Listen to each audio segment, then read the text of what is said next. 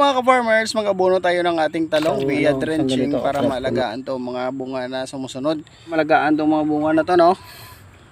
Yung mga sumusunod kasi nga wala nang ulan, so hindi effective yung side dressing kasi nga wala nang ulan.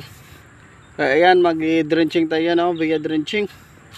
Ayan, so i-share ko sa inyo, no, yung gagamitin kong abono via drenching. Ito. Ayan, so yung abono ko na gagamitin, ito, 620.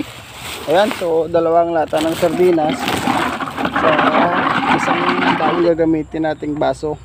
Itong baso na to, siguro ito na sa mga half liter sa isang balde. Ayan. Tapos dito ako kumukuha ng tubig, oh.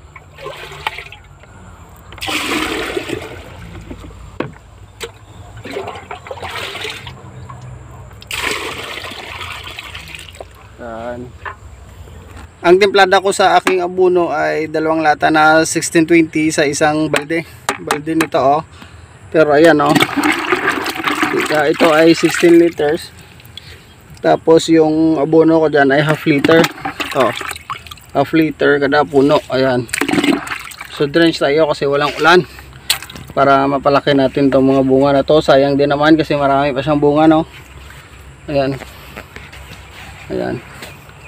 So, marami pa siyang bunga. Tapos diligan natin mamayang hapon or bukas. Yan, kada puno. Isang ganito kada puno. Yan.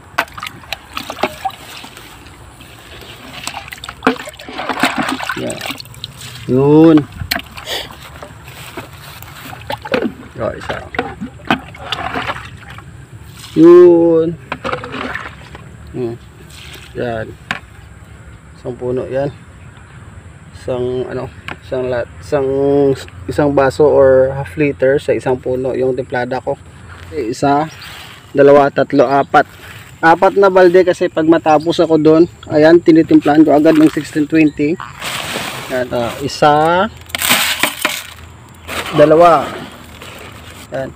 Dalawang lata ng sardinas sa isang balde. Ayan. Tapos nilagyan ko agad ng tubig. Ayan.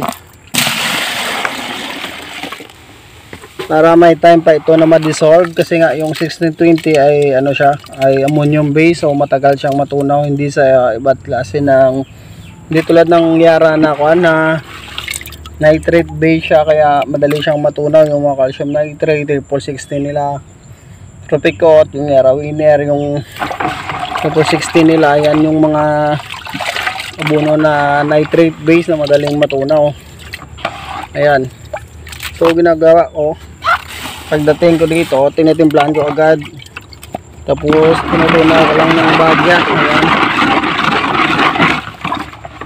Yan, o. Natunaw ko lang siya ng bagya.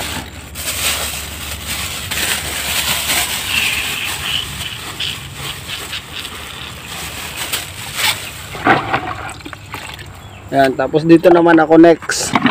So ito na yung natunaw ko kanina.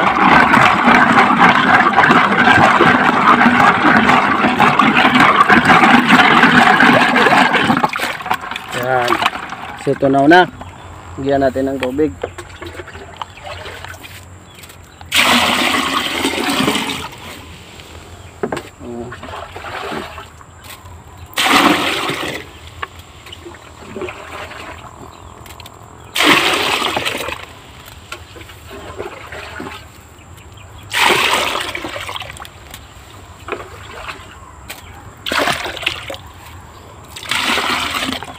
Pagkatapos nito, ayan, so pagkatapos nito, dito naman yung next natin, oh. Ayan, tapos ito naman yung next. So may time pa siyang ma-dissolve. Tulad nito, no, may time pa ito ma-dissolve. Lumambot yan, pagbalik natin malambot na yan, tunaw na yan. Yun yung isa sa diskarte, hindi kailangan apat na balde yung ginagamit ko para madaling matunaw yung abono.